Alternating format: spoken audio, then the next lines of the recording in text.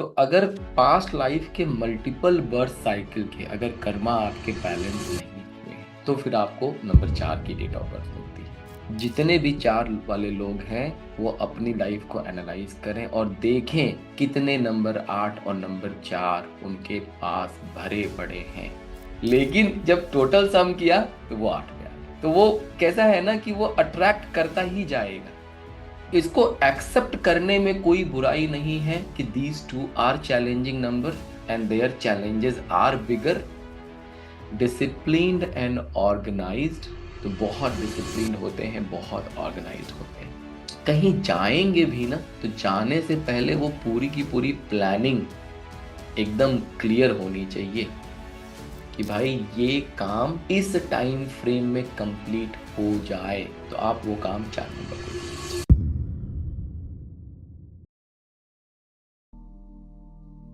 4 number जो past life Karma, जिसे हम संचित कर्मा कह सकते हैं, और वहां से प्रारब्ध कर्मा निकल के आता है। तो अगर पास्ट लाइफ के मल्टीपल बर्थ साइकिल के अगर कर्मा आपके बैलेंस नहीं हुए हैं, मान लेते हैं 2 4 तक, तो फिर आपको नंबर 4 की डेट ऑफ बर्थ मिलती है। ठीक है। नंबर 4 आपको कहीं ना कहीं से एसोसिएट कर लेगा, चाहे वो डेस्टिनी से आ जाए चाहे वो साइकिक से आ जाए।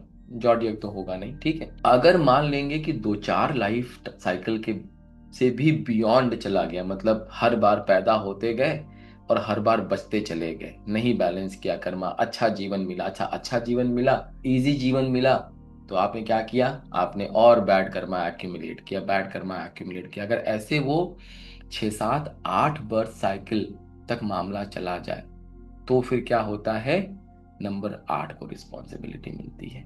4 और 8 एक दूसरे को अट्रैक्ट करते हैं। जितने भी 4 वाले लोग हैं वो अपनी लाइफ को एनालाइज करें और देखें कितने नंबर 8 और नंबर 4 उनके पास भरे पड़े हैं। अगर फादर 8 या 4 वाले हैं तो उनका सन 4 या 8 पे पैदा हो जाएगा। ठीक है। फादर हैं, उनकी शादी 4 या 8 से हो जाएगी। इस तरीके से जो है ना, मतलब आपको वो एसोसिएशन देखने को मिलेगा। फोन नंबर 4 या 8 पे, गाड़ी नंबर 4 या 8 पे। एक क्लाइंट था, क्लाइंट की कंसल्टेशन करी, क्लाइंट थे वैसे 8 वाले। ठीक है। तो 5 और 8 वाले थे। मैंने 4 मतलब वो सिंपल वाली कंसल्टेशन थी, तो मैंने वो 4 डिजिट की जो नंबर थे उसके हिसाब से उनको मैंने कैलकुलेशन करके दे दिया कि भाई इस नंबर की गाड़ी ले लेंगे। उन्होंने गाड़ी ले भी ली। ठीक। मुझे नंबर भेजा कि ये वाला नंबर रजिस्टर हुआ है। अब देखिए वो 4 नंबर तो मैंने 5 पे ला दिया। ठीक है। 5 या 6 पे लाया तो मुझे अब याद नहीं है, लेकिन जब टोटल सम किया तो वो 8 पे आ गया। तो वो कैसा है ना कि वो अट्रैक्ट करता ही जाएगा किसी न किसी तरीके से, किसी न किसी तरीके से जो है। अगर आप 4 या 8 वाले हैं तो आपके जीवन में 4 या 8 आता ही जाएगा, उसमें कोई।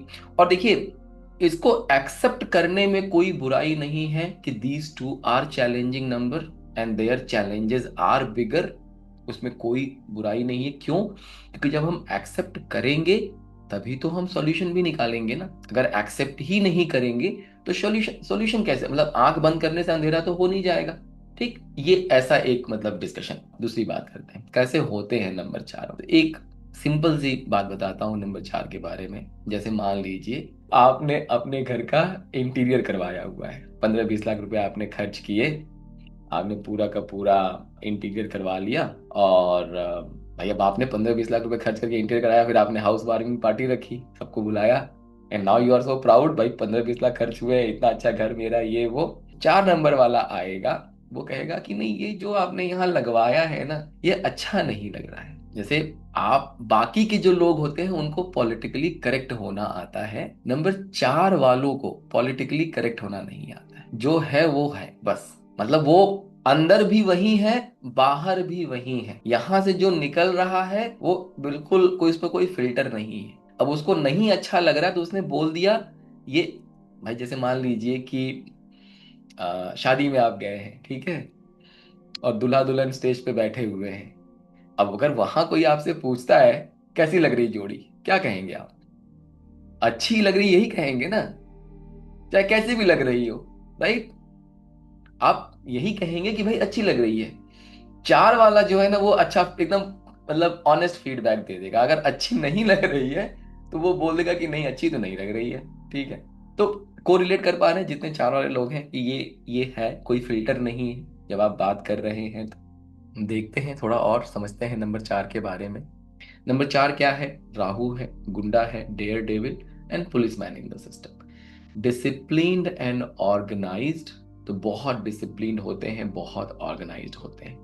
कहीं जाएंगे भी ना तो जाने से पहले वो पूरी की पूरी प्लानिंग एकदम क्लियर होनी चाहिए, तब निकलेंगे वो। वैसा डिसिप्लिन, वैसा उनका ऑर्गेनाइजेशन होता है।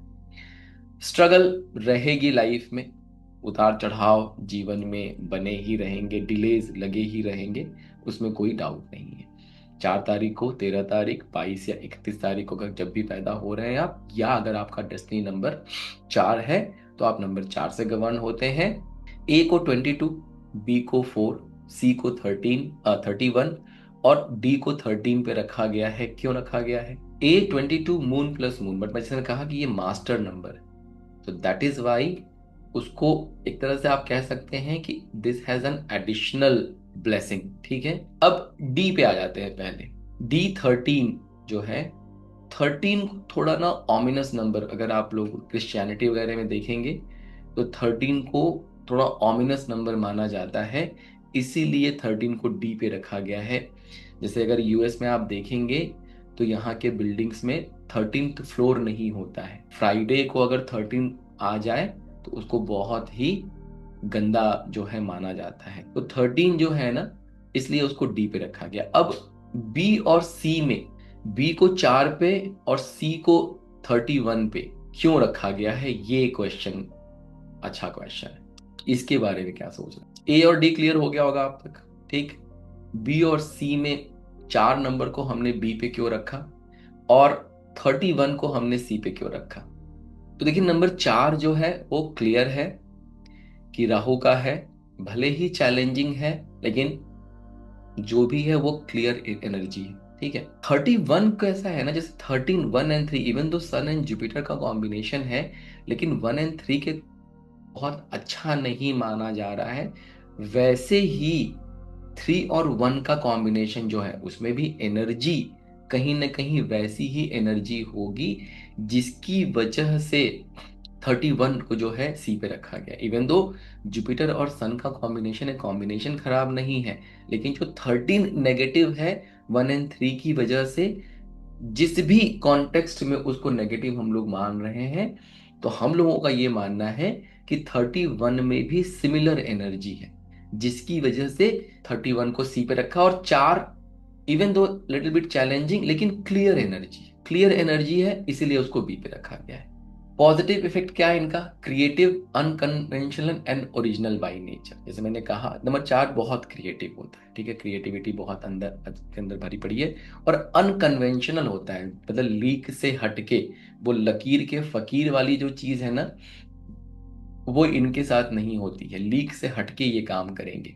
एंड ओरिजिनल बाय नेचर, जो अंदर है वही बाहर है, ऐसा नहीं है जैसे कहा ना कि ये जोड़ी कैसी लग रही है, तो खराब लग रही है तो वो खराब बोल देंगे कि नहीं नहीं अच्छी लग रही है, जबकि ऐसा नहीं बोलना चाहिए, लेकिन वो वैसे ही है दिल। अच्छा, इसकी वजह से क्या होता है ना, फिर उनको मिसअंडरस्टूड किया जाता है, कह रहे ये तो बड़ा ही बदतमीज है, ये तो बड़ा ही रूड है, ठीक इस तरीके की चीजें होने लगती है। Because of this originality people think they are eccentric. सन की है, पागल आदमी है, बताओ, दूल्हा दुल्हन बैठे हुए हैं स्टेज पे, कह रहा है कि जोड़ी अच्छी नहीं लग रही है, ठीक ऐसे सुना होगा ना। तो ये क्या है? अब वो आदमी जो है उसको पॉलिटिकली करेक्ट होना नहीं आता है। आपने क्वेश्चन पूछा, मैंने आंसर दे दिया, लेकिन फिर लोग क्या कहते हैं, लोग उसको फिर थोड़ा सनकी या फिर ऐसे रूड और पागल समझना शुरू करते हैं। And because of this nature always in controversies, कुछ ना कहीं किसी कॉन्ट्रोवर्सी में जो है घिरे रहेंगे। They are misunderstood very easily, और इसी नेचर की वजह से उनको मिसअंडरस्टूड भी किया जाता है। Very disciplined and organised. देखिए, एक चीज मैं हमेशा नंबर 4 के बारे में कहता हूं कि बहुत हार्ड वर्किंग होते हैं। आपके टीम में अगर 4 नंबर वाला है, आपको अगर ये इंश्योर करना है कि भाई ये काम इस टाइम फ्रेम में कंप्लीट हो जाए, तो आप वो काम 4 नंबर को दे दीजिए। आपने अगर वो काम 4 नंबर को दे दिया तो रेस्ट अश्योर कि अब वो समय से पूरा होगा ही होगा। कोई बहाना, कोई ये कोई वो, इस तरीके की कोई भी चीज नहीं आएगी, डिले नहीं होगा। They are very discipline and very organise. Target मिल गया, मन बना लिया, अब 18 घंटे भी काम करने हैं तो कोई दिक्कत की बात नहीं है। 18 घंटे भी आराम से काम कर सकते हैं। तो आपकी टीम में अगर कोई है 4 नंबर वाला, और अगर आपने उसको काम दे दिया तो फिर निश्चिंत हो जाइए कि काम होना ही होना है। नेगेटिव इफेक्ट क्या है? Lack imagination, full of ego, argumentative and full of dominance. अब देखिए नेगेटिव ट्रेट आ गया नंबर 4 का, जहां पे बहुत सारा उसके अंदर ईगो है, बहुत आर्ग्यूमेंटेटिव हो जाता है, बहुत उसको कंट्रोल फ्रीक डोमिनेंस चाहिए। बिलीव इन देमसेल्व्स ओनली, सिर्फ अपने पे भरोसा है, किसी और पे कोई भरोसा नहीं। लाइक टू डिक्टेट, अगर नंबर 4 नेगेटिव हुआ तो उसके अंदर फिर वो डिक्टेटरशिप वाली क्वालिटी आ जाती है। Harsh decision maker, they want logic in everything. ऐसे ही बात नहीं मान लेगा, आपको उसको बताना पड़ेगा कि भैया कैसे कैसे। जैसे अगर मान लीजिए कोई ट्रिप प्लान हो रही है, आपने प्लान किया, तो अब नंबर 4 वाला ऐसा नहीं कि बस चल लेगा आपके साथ, वो कहेगा अच्छा ठीक है, मुझे जरा बताओ कैसे कैसे जाने वाले हैं, कहाँ कहाँ से क्या क्या करना। उसको उसमें बारीकियों में बहुत ज्यादा इंटरेस्ट है। ठीक है। Uneven temper, get angry very easily, बहुत जल्दी जो है नंबर 4 को गुस्सा आ जाता है। पर्सनल साइड क्या है? They are sincere, helpful and straightforward person.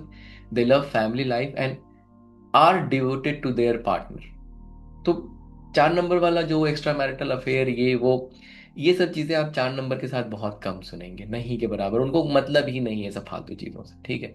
अगर शादी हो गई, जो मिल गया है उसके साथ अपनी लाइफ में वो मतलब बिजी रहेंगे। वो काम से उनको फुर्सत नहीं है कि बाकी किसी और चीज में वो बहुत ज्यादा वो कर ले। दे आर डिपेंडेबल, जैसे मैंने कहा, अगर आपकी टीम में कोई है तो आप उस पर पूरी तरीके से रिलाई कर सकते हैं। He will perform 100% for sure. They have fixed principle and fixed life pattern. They look for security both in business and family life. They do not like sudden changes without prior notice. यही मैंने आपको explain किया, जो अभी इसके पहले explain किया था। उनको नहीं पसंद है नया कुछ ट्राई करना, उनको वो सडन चेंज नहीं पसंद है। प्रिकॉशन या सजेशन क्या है? Try to control your temperament. तो टेम्परामेंट, गुस्सा जो है सबसे बड़ी प्रॉब्लम है आपकी, आप ये समझ लीजिए। अगर गुस्से पे कंट्रोल है, गुस्सा अगर मैनेज हो गया तो फिर जीवन में बहुत आगे बढ़ेंगे। अगर गुस्से पे कंट्रोल नहीं, गुस्सा अगर नहीं मैनेज हुआ तो फिर गड़बड़ है। Meet a numerologist early in life to have a good name number of. अब देखिए जितने भी 8 और 4 वाले, मैं समझाया पहले भी आपको, कहीं से उनको लक फैक्टर नहीं मिल रहा है, तो इनको तो डेफिनेटली मिलना ही चाहिए, और मिलके अपना नाम और बाकी की चीजें सही करानी ही करानी चाहिए।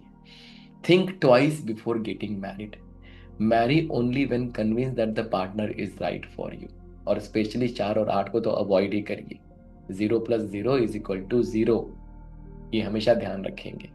तो शादी करने से पहले बिल्कुल सोच समझ के शादी करिए कि नहीं, पार्टनर आपके साथ आपके नेचर के साथ अच्छे से जल कर रहा है। क्योंकि शादी ऐसे ही नेचुरली ही जो है आपके लिए बहुत अच्छा, वो नहीं, आपको बहुत सारी चीजें शेयर करनी पड़ रही है, और उसमें अगर पार्टनर खराब मिल गया तो लाइफ फिर और डिफिकल्ट हो जाती है।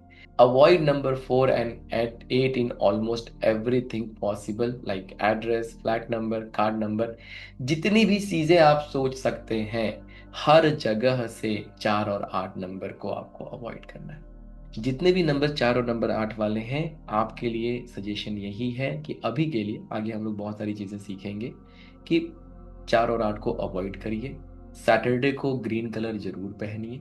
सैटरडे को ब्लैक कभी मत पहनिए। और सैटरडे को कोई भी इंपॉर्टेंट डिसीजन मत लीजिए। मेक श्योर कि आप सैटरडे को बिल्कुल रिलैक्स कर रहे हैं, कोई भी इंपॉर्टेंट डिसीजन नहीं ले रहे हैं।